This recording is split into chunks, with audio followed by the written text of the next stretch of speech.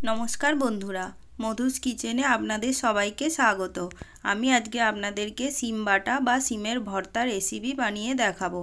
বন্ধুরা, এই সিম বাটা এতটাই টেস্টি হয় যে এক থালা ভাত এই দিয়েই খাওয়া হয়ে যাবে, অন্য কিছুর দরকার পড়বে না। চলুন রেসিপিটি শুরু করা যাক।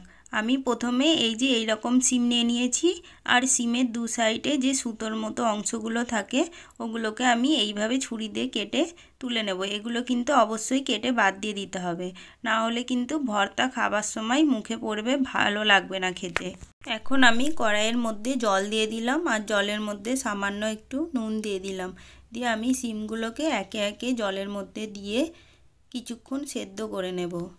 বন্ধুরা, আমার চ্যানেলে যদি নতুন কোনো বন্ধু এসে থাকো তাহলে চ্যানেলটিকে সাবস্ক্রাইব করে দেওয়ার অনুরোধ রইল।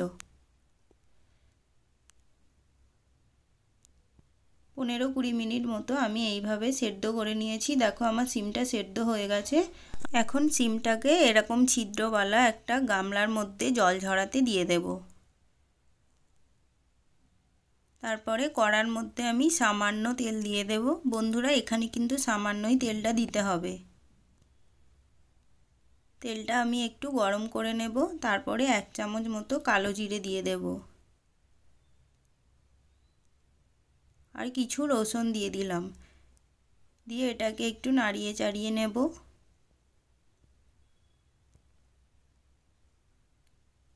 অল্প একটু নুন দিয়ে দিলাম, আর দিয়ে দিচ্ছি 3টে মতো কাঁচা লঙ্কা। বন্ধুরা, তোমরা যে যেরকম ঝাল খাবে সেরকম লঙ্কার পরিমাণটা দেবে। আমি এখানে 3টে কাঁচা লঙ্কা দিয়েছি। সব কিছু ভাজা হয়ে গেছে। এখন একটা মিক্সার গ্রাইন্ডারের মধ্যে সিম আর ভাজা মশলাগুলো দিয়ে একটা পেস্ট বানিয়ে নেব। দেখুন, পেস্ট বানিয়ে নিয়েছি। ওইভাবে আমি অল্প অল্প করে সব সিমগুলো দিয়ে ওই রকম তারাই পেস্ট বানিয়ে নেব। বন্ধুরা, তোমরা এটা ভাতের সঙ্গেও খেতে পারো আর রুটির সঙ্গেও খেতে পারো। দুর্দান্ত স্বাদের খেতে হয়, রুটি বা ভাত দুই জিনিসের সঙ্গেই দুর্দান্ত লাগে। দেখুন, আমার পুরোটা পেস্ট বানানো হয়ে গেছে। এখন আমি কড়াইতে আর একটু সামান্য পরিমাণে তেল দিয়ে দিলাম। তেলটা একটু অল্প গরম করে নেব। তারপরে সামান্য নুন দিয়ে দিচ্ছি।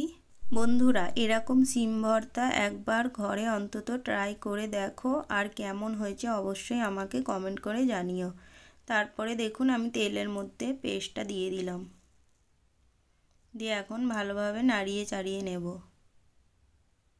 বেশ কিছুক্ষণ ধরে বন্ধুরা এটাকে নাড়িয়ে চাড়িয়ে জলটা শুকিয়ে নিতে হবে। দেখুন কত তাড়াতাড়ি অল্প সময়েই আমাদের সিম ভর্তা রেডি হয়ে গেল। এটা কিন্তু খুব অল্প সময়েই তৈরি হয়ে যায়। দেখুন বন্ধুরা, দেখতে যেমন সুন্দর হয়েছে খেতেও তেমনই টেস্টি হয়েছে।